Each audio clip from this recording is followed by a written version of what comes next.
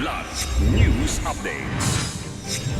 Mga balita ngayon, Senator Bato de la Rosa nakaalis na ng Senado, kabilang na sa wanted list ng ICC. Senator Padilla at Senator Pangilinan muling nagkasagutan sa plenaryo.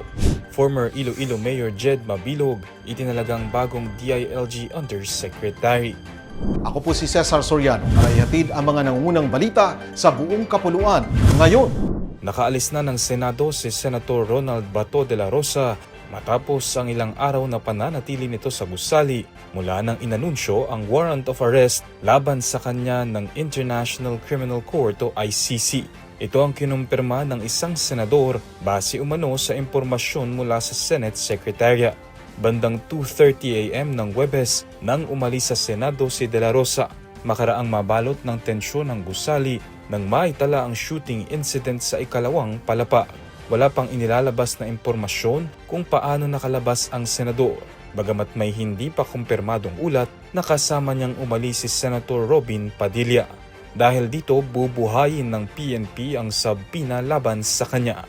Samantala, inilagay na ng ICC si De La Rosa sa kanilang wanted list bilang at-large kaugnay ng mga kaso ng crimes against humanity sa ilalim ng war on drugs ng Administrasyong Duterte.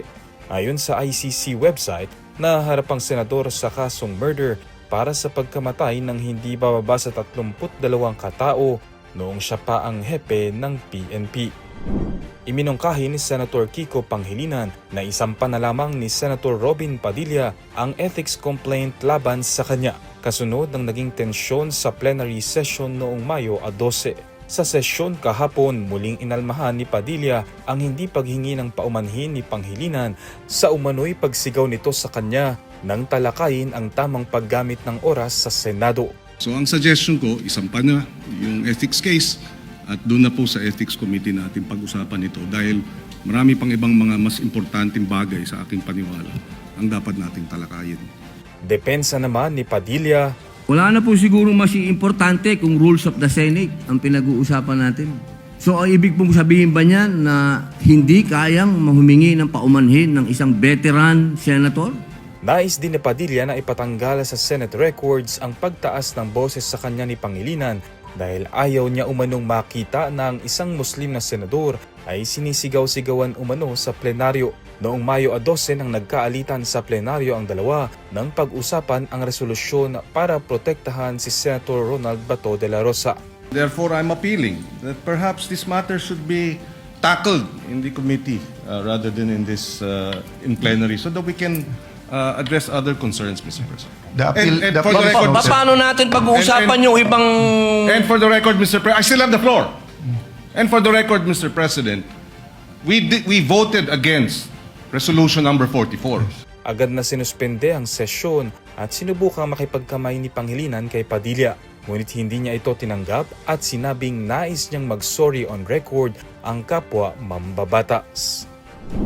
Itinalaga bilang Undersecretary ng Department of the Interior and Local Government o DILG si dating Iloilo City Mayor Jed Mabilog. Ayon kay DILG Secretary John Vic Remulla, nanumpa si Mabilog bilang Undersecretary for Public Safety na mangunguna sa mga reforma sa mga lokal na pamahalaan.